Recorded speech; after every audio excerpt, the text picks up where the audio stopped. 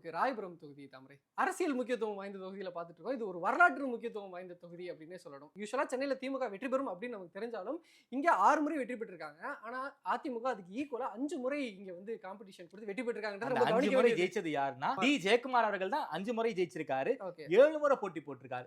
2 முறை மட்டும் தான் தோல்வியை தழுவிருக்காரு. 5 முறை ராயபுரத்தினுடைய ஒரு முடிசூடா மன்னனாக அண்ணன் ஜெயக்குமார் அவர்கள் இருந்திருக்காரு.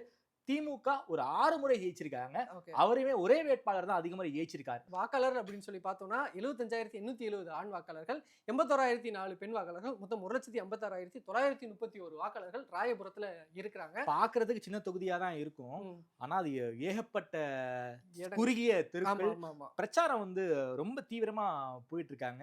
இப்போ வேட்பாளர்கள் candidates யார் யார் நிக்கிறாங்க? ராயபுரத்துல இந்த முறை திமுகக்கு டாக்டர் சுபேர் கான், ஐடிம்ஸ் மூர்த்தி இல்லாம ஒரு மாறுதல் இங்க வருது. அதிமுக சொல்லவே வேணாம், டி ஜெயக்குமார் மீண்டும் போட்டியிடுறாரு. இவர் வந்து ராயபுரத்துல தாவேகா சார்பா தாமு ஒரு Okay. ஆட்டோ ஓட்டுநர், அவருக்கு ஒரு வாய்ப்பு கொடுத்துருக்காருன்றது ரொம்ப முக்கியத்துவமா பார்க்கப்படுது. அதே மாதிரி நாம் தமிழர்ல பாபு மைலான் அவர்ன்றது வந்து இவர்தான் நிக்க களம் எப்படி இருக்கு? அப்படின்னு சொல்லி பார்த்தோம்னா 2026 ராயபுரம் ஆதன் கருத்து கணிப்பு டாக்டர் சுபேர் கான் 39%, அதிமுக ஜெயக்குமார் 34%, தாமு 21%, பாபு மேலான் 6%. எவ்வளவு ஒரு க்ளோஸ் ஆனது 39, 34ங்கிறது ஒரு கம்ஃபர்டபுளான ஒரு நம்பர் சொல்ல முடியாது. நம்பர்னு சொல்ல முடியாது.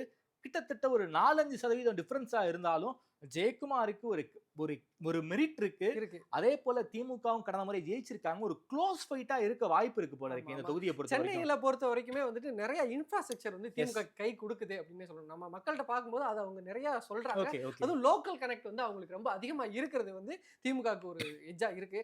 அதிமுகவை பொறுத்த வரைக்கும் நீங்க சொன்ன மாதிரி ஜெயக்குமார் அங்க அந்த மக்களோட தொடர்ச்சியா இணைஞ்சு களத்திலேயே இருக்காரு. களத்திலே இருக்காரு, எப்பனாலும் பார்க்க முடியும் அப்படின்றது ஒரு விஷயம். அவர் வீடு சாந்தோமா இருந்தாலும் அவரை ஈஸியா ஆக்சஸ் பண்ண முடியும். ஆமா. எப்போதுமே தொகுதிக்குள்ளேயே இருக்கக்கூடிய நபர். ஆனாலும் திமுக ஒரு எட்ஜ்ல இருக்கு Okay. அப்படின்றத நம்மளால பார்க்க முடியுது.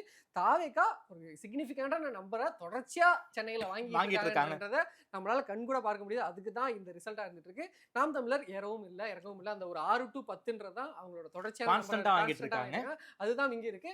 2026 ஆதன் கருத்து கணிப்பின்படி ராயபுரம் டாக்டர் சுபேர் கான் ஜெயிக்கிறார். ஜெயக்குமாரோட ஃபேக்டர் இருந்தாலும் ராயபுரத்துல திமுக ஜெயிக்கிறாங்க. ஜெயிக்குது. 39% வாங்குறாங்க அப்படின்றது ஒரு பெரிய நம்பரா தான் பார்க்கப்படுது.